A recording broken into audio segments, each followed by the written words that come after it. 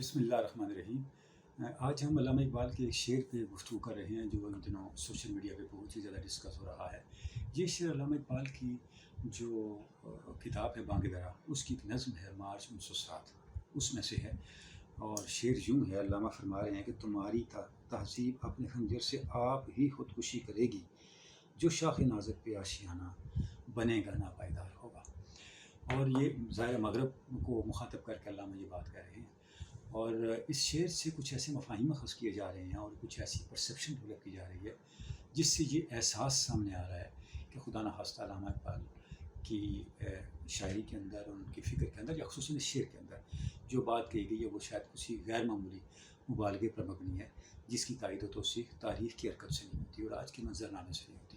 اور پھر اس احساس کو علامہ اقبال کی پوری فکر پر اور علامہ اقبال کی پوری شاعری پر جو ہے منطبق کرنے کی اور اپلائی کرنے کی ہم ایک کوشش کی طرف بڑھ رہے ہیں۔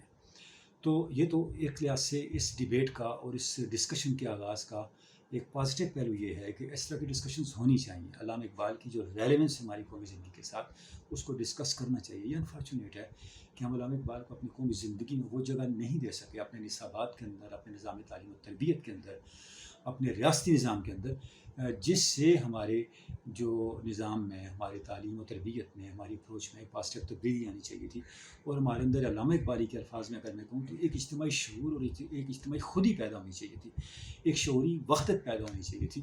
وہ علامہ اقبال سے دور رہ کر ہم اس شعوری وحدت سے محروم رہے ہیں، اس اجتماعی خودی سے محروم رہے ہیں، جس کے نقصانات پاکستان بننے سے لے کے آج تک ہم مسلسل دیکھتے چلے آ رہے ہیں۔ اور خود علامہ اقبال نے اپنے جو شعراء آفاق خطبات ہیں، تحریک construction of religious thought in Islam, جو علامہ اقبال کی سوچ اور علامہ اقبال کی پوری فکر کی ڈسپلنڈ فارم ہے ہمارے پاس، اور یہ کتاب اتنی اہم ہے، اتنی جامع ہے کہ مجھے یہ کہنے میں کوئی بات نہیں ہے کہ مسلم جو علم الکلام ہے، ہمارا جو ایک مسلم فلسفی ہے، جو مسلم انڈرسٹینڈنگ ہے، ہماری تہذیبی انڈرسٹینڈنگ ہے، اس کے حوالے سے یہ بہت ہی کمپریہنسو ڈاکومنٹ ہے۔ اور اس کے بعد آنے والی جتنی بھی کوششیں ہیں، اگر آپ بہت ہی ایک غیر جانبدار انداز سے ان کوششوں کا جائزہ لیں تو وہ اسی کتاب کی اور اس کتاب میں دیے افکار کی کنٹینیوٹی یا ایکسٹینشن ہے۔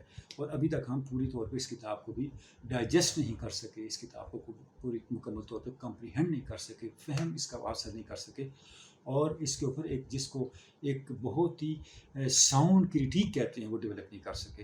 اس کتاب کے اندر، یعنی اتنی جامع کتاب ہونے کے باوجود، علامہ اقبال کو احساس تھا اس کتاب کی اہمیت کا، اس کے باوجود علامہ اقبال اس کے دیباچے میں یہ لکھا تھا کہ میں اس کتاب میں اور اپنے لیکچرز میں جو باتیں کہہ رہا ہوں وہ بہت ابتدائی باتیں ہیں، مجھے یقین ہے کہ آنے والی نسلیں اس سے بہت اچھی اور بہت بہتر باتیں کریں گی۔ تو علامہ اقبال کو آنے والی نسلوں سے ہم سے یہ توقع ہے کہ ہم علامہ اقبال کی سوچ سے آگے بڑھیں، علامہ اقبال کی سوچ کو اپلائی کریں، اس کو کریٹیک سے گزاریں، اور اس سے اپنی قومی زندگی کے نئے سے نئے ایونیو اور نئے سے نئے دروازوں کو کھولیں، تاکہ ہم ایک بہتر مستقبل کی طرف دنیا کی ایک لیڈنگ نیشن، ایک باوقار اور غالب قوم کے طور پہ، ملت کے طور پہ ہم دنیا کے اندر آگے آ سکیں۔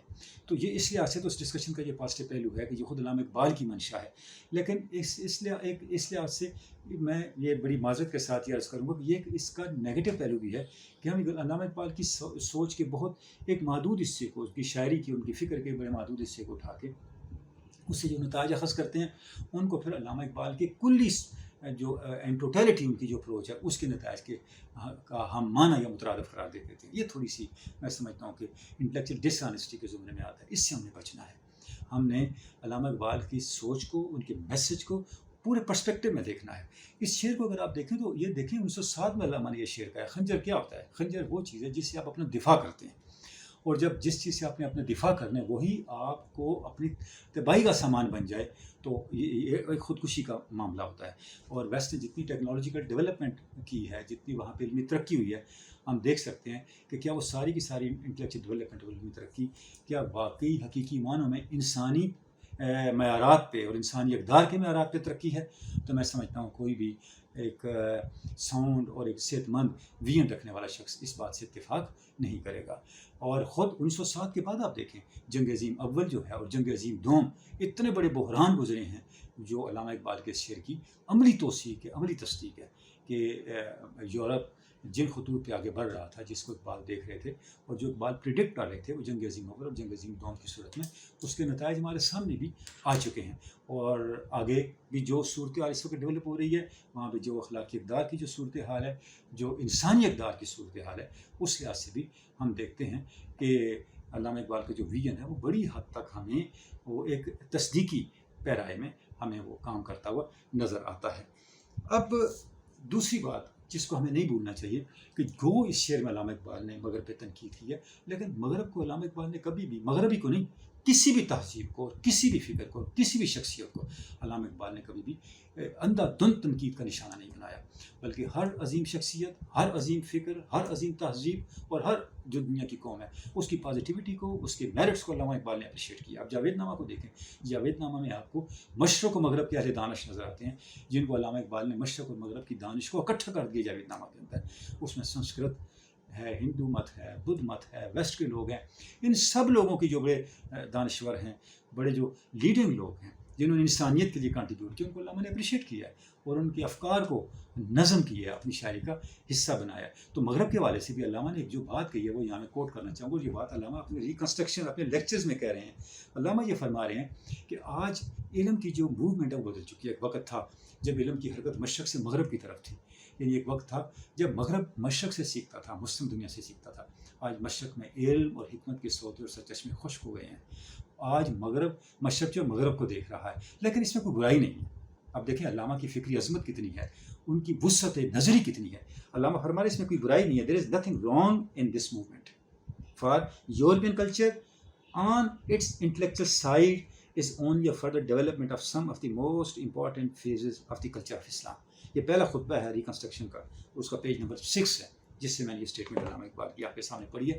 یہ علامہ یہ کہہ رہے ہیں اگر آج مشرق اور مسلم دنیا مغرب کی طرف علمی ترقی کے لیے دیکھتی ہے تو اس میں کوئی برائی کی بات نہیں، کیونکہ مغرب کی ساری علمی ترقی ہے وہ کچھ فیزز میں، اب دیکھیں علامہ بڑی محتاط اسٹیٹمنٹ ہے، کچھ فیزز میں خود مسلم انٹلیکچوئل ڈیولپمنٹ کی ایکسٹینشن ہے، اس کی توسیع ہے، اسی کی ایک فردر ڈیولپمنٹ ہے. ہمیں یہ دیکھنا ہے کہ علامہ کس وسعت نظری کے ساتھ ہمیں ان حقائق کی طرف متوجہ کرتے ہیں.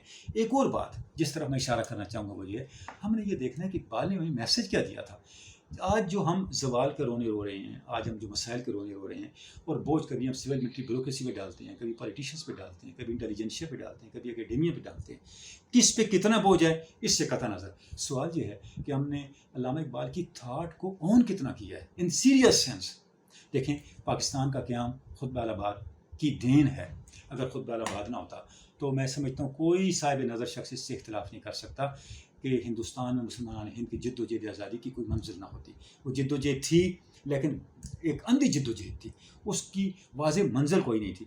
منزل کا تعین خود آباد نے کیا. اگر ہم یہ کہیں کہ خود آباد مسلمانوں نے ہند کی جد و جہد آزادی کی بائبل ہے، اس کا وہ روشن چراغ ہے جس نے بتایا کہ ایٹ دی اینڈ آپ کی منزل کہ آپ نے جانا کہاں ہے. یعنی اس میں کتنے ایک پروفیٹک انداز سے اقبال کہہ رہے ہیں، میں دیکھ رہا ہوں کہ یہ مسلمانان ہند کی فلاں فلاں خطے کی یہ فائنل ڈیسٹینی ہے کہ یہاں پہ ایک انڈیپینڈنٹ اسٹیٹ یا اسٹیٹس قائم ہوں. تو وہ بات آپ دیکھیں 17 سال کے اندر حقیقت بن گئی. لیکن علامہ اقبال مطالبہ کیوں کر رہے تھے پاکستان کا، یہ ہم نے سمجھنا ہے. یہاں میں خود آباد سے جو ہے ایک اسٹیٹمنٹ پڑھنا چاہوں گا آپ کے سامنے. دیکھیے علامہ کہہ رہے ہیں میں الگ ملک کا مطالبہ کیوں کر رہا ہوں. For India it means security and peace resulting from an internal balance of power. علامہ کہہ رہے ہیں جس آزاد ملک کا میں مطالبہ کر رہا ہوں اس کا فائدہ صرف مسلمانان ہند کو نہیں ہے، اس کا فائدہ پورے انڈیا کو ہے. اس پرسپیکٹو میں کہ یہاں پر ایک انٹرنل پیس اور سیکورٹی کا ماحول پیدا ہوگا. مسلمانوں کے لیے میں کیوں مطالبہ کر رہا ہوں؟ For Islam an opportunity to rid itself of the stamp that Arabian imperialism was force to give it, to mobilise its law, its education, its culture and to bring them into closer contact with its own original spirit and with the spirit of modern times. اگر آپ پڑھنا چاہیں تو یہ کتاب ہے ji speeches writings and statements of Iqbal, Latif Ahmad Sherwani کی جو اقبال اکادمی پاکستان کی چھپی ہوئی ہے. اس میں علامہ اقبال کا جو خطبہ آباد ہے اس کے پیج نمبر 12 اور 13 صفحہ نمبر 12 اور 13 سے میں نے یہ اسٹیٹمنٹ پڑھی ہے، جس میں علامہ یہ کہہ رہے ہیں کہ مسلمانان ہند کے لیے مطالبہ پاکستان کی اہمیت ضروری ہے. اہمیت یہ ہے کہ ہمیں ایک موقع ملے گا کہ ہم اسلام کو عرب ملوکیت کے اثرات سے نکال سکیں. کم از کم اسلام کے اپنی قومی زندگی کے 3 شعبوں کو، وہ شعبے کون سے ہیں؟ وہ شعبے ایک ہے قانون، ایک ہے تعلیم اور تیسرا ہے کلچر. یعنی ہم نے اپنے کلچر کو، اپنی تعلیم کو اور اپنے قانون کو عربین امپیریلزم، جو ملوکیت بنو امیہ اور بنو عباس کے دور کے اثرات رہے ہیں، جس نے شکل بدل دی ہے اسلام کی اصل تعلیمات کی، اس سے ہم نے اس کو نکالنا ہے اور اس کو کیا کرنا ہے، ان تینوں شعبوں کو اسلام کی اسپرٹ کے اور ماڈرن ٹائمز جو ہیں ان کی اسپرٹ کے قریب لے کے آنا ہے۔ سوال یہ ہے کہ اس پہ ہم نے کوئی سیریس ایفرٹ کی ہے؟ اور اس کے بعد ایک اور علامہ کی تحریر ہے جس میں علامہ نے یہ بتایا کہ مسلم جو ہماری قومی زندگی ہے اس کے ارتقاء میں سب سے بڑی رکاوٹ کیا ہے۔ علامہ فرماتے ہیں 3 رکاوٹیں، ایک ملائیت ہے، ایک جعلی تصوف ہے، اور ایک تیسری جو چیز ہے وہ کیا ہے، ملوکیت ہے۔ ان تینوں اثرات سے جب تک ہماری قومی زندگی آزاد نہیں ہوتی اس وقت تک ہم کبھی بھی ترقی کی طرف نہیں بڑھ سکتے۔ بدنصیبی یہ ہے کہ ہم نے نہ علامہ اقبال کی فکر کو سمجھا، نہ اس کے ساتھ پریکٹیکل اور حقیقی کمٹمنٹ پیدا کی، نہ اس کو قومی زندگی میں لے کے آنے کے لیے کوئی سیریس ایفرٹ کی، کوئی شعوری کوشش کی۔ نتیجہ کیا ہے کہ ہم ڈاکٹر سے دوائی تو لے آئے ہیں اور نسخے کو جیب میں ڈال دیا ہے اور گلہ کرتے جا رہے ہیں، جی ہمیں ڈاکٹر ملے، آج تک ہم اس کی دوائی بھی نسخہ بھی لکھوایا اور ہمیں ابھی تک شفا ہی نہیں ہو رہی، ہماری بیماری بڑھتی چلی جا رہی ہے۔ اس میں طبیب کی کیا غلطی ہے؟ طبیب کا کیا نقص ہے؟ نقص ہمارا ہے، ہم نے طبیب کے بتائے نسخے کو نہ سمجھا ہے، نہ اس کو اپلائی کیا ہے، نہ اس کو استعمال میں لے کے آئے ہیں۔ تو اب کم از کم ہم اتنا تو کریں کہ اپنی قومی زندگی میں ملائیت کے اثرات کو دور کرنے کے لیے جو علامہ اقبال نے اجتہاد کا تصور دیا اس کو لے کے آئیں، ملوکیت کے اثرات کو دور کرنے کے لیے جو علامہ اقبال نے اسپرچل ڈیموکریسی کا تصور دیا، روحانی جمہوریت کا تصور دیا، اس کو لے کے آئیں۔ اور تصوف کی جو جعلی تصوف اس سوسائٹی میں جس نے استحصال کے دروازے کھولے ہیں اس کو نو کریں، اور جو حقیقی تصوف ہے جس کے بارے میں علامہ کہتے ہیں کہ یہ ذکر نیم شبی، یہ مراقبہ، یہ سرور، تیری خودی کے نگہباں نہیں تو کچھ بھی نہیں۔ یعنی کہ حقیقی تصوف تو کیا تھا؟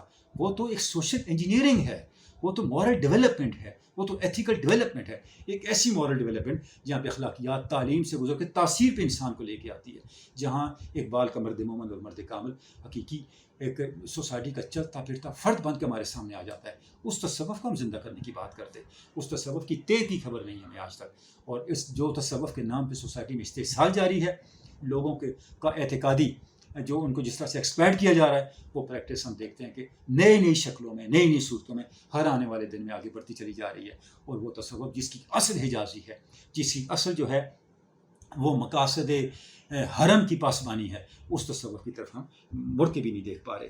تو ہم نے ان چیزوں کو لے کے آنا ہے جی، اور اگر ہم اس طرف نہیں بڑھیں گے تو اس سے کیا ہوگا؟ پھر ہم اسی طرح کے گلے کرتے رہیں گے، ہم غیروں کو دیکھ کے اپنے آپ کو ناپتے رہیں گے، اپنے فیصلے کرتے رہیں گے، غیروں کی خامیوں کو اپنی طاقت اور غیروں کی طاقت کو اپنی کمزوری سمجھتے رہیں گے۔ یہ نہیں ہے، ہم نے خود اپنے گھر کو ٹھیک کرنا ہے، اور اگر نہیں کریں گے تو علامہ اقبال کا بڑا واضح فتویٰ موجود ہے۔ علامہ کہتے ہیں فطرت افراد سے اغماز بھی کر لیتی ہے، کبھی کرتی نہیں ملت کے گناہوں کو معاف۔ ہم نے ملت کی سطح پہ جو غلطیاں کی ہیں اس کی کوئی معافی نہیں، تاریخ کے اندر اس کی کوئی معافی نہیں ہے۔ انفرادی غلطیوں کی معافی ہو سکتی ہے، اجتماعی غلطیوں کے لیے خمیازہ بھگتنا پڑتا ہے، یہ قانون قدرت ہے۔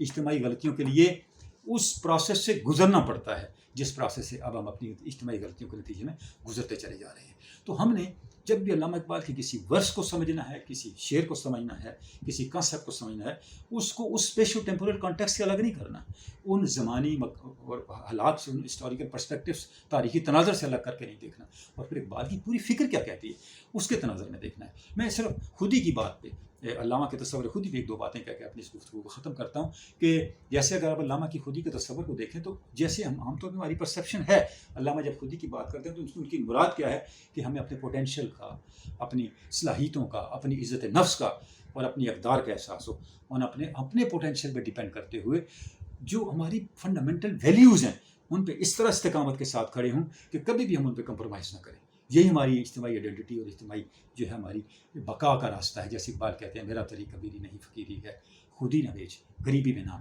پیدا کر۔ لیکن اقبال کا کل تصور خودی نہیں ہے، اس سے آگے بھی ہے۔ اقبال یہ کہتے ہیں کہ خودی کیا ہے؟ خودی یہ ہے کہ میرے اندر جو وہ احساس وحدت ہے میری ذات کا، مجھے اس کا احساس ہو۔ جیسے علامہ نے کہا خودی کی موت ہے اندیشہ ہائے گناگوں، حیات کیا ہے؟ خیال و نظر کی مجذوبی، خودی کی موت ہے اندیشہ ہے گناگوں۔ اب آپ دیکھیں اب خودی کا تصور آگے بڑھ گیا، لیکن علامہ یہاں بھی نہیں رکتے، اس سے آگے بڑھتے ہیں اور کہتے ہیں حقیقی خودی کیا ہے؟ حقیقی خودی یہ، جیسے کہ علامہ نے ریکنسٹرکشن میں یہ بات کہی ہے، پیج 57 ہے ریکنسٹرکشن کا، جس میں علامہ کہتے ہیں میری خودی کیا ہے؟ From ultimate ego only egos emerge. میری جو خودی ہے وہ کہاں سے آئی ہے؟ میری خودی کی اصل انائے مطلق ہے، ذات حق ہے، میری اصل ذات حق ہے. جب تک میں ذات حق کے قرب میں نہیں جاتا میں کبھی بھی بقا کا راستہ نہیں پا سکتا. اب یہاں پہ علامہ میں ایک خودی کے اعلیٰ تر درجے سے متعارف کرتے ہیں. جیسے بار جبریل میں علامہ نے کہا یہ ہے خلاصہ علم کلندری کے حیات، خدنگ جستہ ہے لیکن کماں سے دور نہیں، کہ پوری تصوف کا، پوری طریقت کا، اسلام کے پورے نظام اخلاقیات کا، پوری ایتھیکل تھیوری کا، پورے جو مورل میکانزم ہے اس کا حاصل کیا ہے؟ حاصل یہ ہے کہ انسان کی مثال ایسے ہے جیسے تیر کماں سے نکلا ہو لیکن کماں سے دور نہ ہوا ہو. ہم کماں سے نکلا ہوا تیر ہیں لیکن کمان سے دور نہیں ہیں. لہٰذا ہمارا مقصد کیا ہونا چاہیے؟ علامہ کہتے ہیں کہ حیات و موت نہیں التفات کے لائق، فقط خودی ہے، خودی کی نگاہ کا مقصود، کہ میری خودی کا مقصود صرف ذات حق ہے. زندگی کیا ہے، موت کیا ہے، زندگی اور موت کا کانٹینٹ کیا ہے، زندگی اور موت کا حاصل کیا ہے، زندگی اور موت کی حقیقت کیا ہے. یہ اتنی چھوٹی باتیں ہیں کہ یہ میری خودی کا مقصود ہو ہی نہیں سکتی. میری خودی کا مقصود بہت بلند ہے، فقط خودی ہے، خودی کی نگاہ کا مقصود. اب آپ کہیں ابھی تو علامہ یہ کہہ رہے تھے جناب خودی نہ بچ غریبی میں نام پیدا کرو، اور اب کہہ رہے ہیں غریبی کو بھی چھوڑو، امیری کو بھی چھوڑو، یہ کیا؟ یہ تو تضاد پیدا ہو گیا. تو حضور والا یہ تضاد نہیں ہے، نہ ہی اقبال کی فکر میں ارتقا ہے. یہ میں بات عرض کروں، یہ میری انڈرسٹینڈنگ کے ارتقا میں فرق ہے. علامہ نے تو ہر سطح کے فرد کو ایڈریس کیا ہے. علامہ کی فکر کمپریہنسو ہے. میں نے علامہ کی فکر کو سمجھنے کے لیے اپنے انڈرسٹینڈنگ کے ارتقاء کو مکمل کرنا ہے. جب میں اپنی انڈرسٹینڈنگ کے ارتقاء کو، اقبال کی انڈرسٹینڈنگ کے ارتقاء کو مکمل کروں گا، جب میرا پورا جگسا مکمل ہوگا تو پوری تصویر میرے سامنے آئے گی کہ اقبال مجھے کیا کہہ رہے ہیں. یہ صرف اقبال کے تصور خودی کے حوالے سے نہیں ہے، اقبال کی اکنامک تھاٹ ہے، اقبال کی ریلیجس تھاٹ ہے، اقبال کی مسٹیکل تھاٹ ہے جس کو اقبال نے ہر ریلیجن کہا ہے، اور اقبال کی پولیٹیکل تھاٹ ہے. ان سب کے حوالے سے ایسا ہی ہے. اور انفارچونیٹ ہے کہ ہم اقبال کے ایک تصور کو لے کے اس کا کل سمجھتے ہیں اور پھر اس سے ہمارے شکوے کا اور گلے گزارے کا جو ہے وہ چیپٹر شروع ہو جاتا ہے. آخری بات، اقبال پیغمبر نہیں ہے. اقبال کی فکر حرف آخر نہیں ہے. حرف آخر صرف اور صرف قول رسول صلی اللہ علیہ وآلہ وسلم ہے، اللہ کی اتاری وحی ہے. بقیہ جتنے مفکرین ہیں وہ ہمیں ایک انڈرسٹینڈنگ دے رہے ہیں اس سے رہنمائی دے کے. تو اقبال کی حیثیت بھی ایسی جیسے ملت اسلامی کے دیگر اکابرین اور بڑے مفکرین کی ہے. ہم نے اقبال سے آگے بڑھنا ہے بطور قوم کے، بطور ملت کے، لیکن اقبال کو نظر انداز کر کے نہیں، اقبال کو سمجھ کے، اقبال کی انڈرسٹینڈنگ لے کے، اور جو اقبال ہم سے تقاضا کر رہے ہیں اس تقاضے کو پورا کر کے. تو یہی وہ راستہ ہے جس کے ذریعے سے ہم ایک بہتر قوم، ایک دنیا کی لیڈنگ نیشن، ایک رہنما قوم اور ایک باوقار قوم کے طور پہ اپنا مقام دنیا میں بھی پیدا کر سکتے ہیں، بانیان پاکستان کے خواب کو بھی حقیقت میں بدل سکتے ہیں، اور اس ملک کے قیام کے مقاصد بھی پورے کر سکتے ہیں.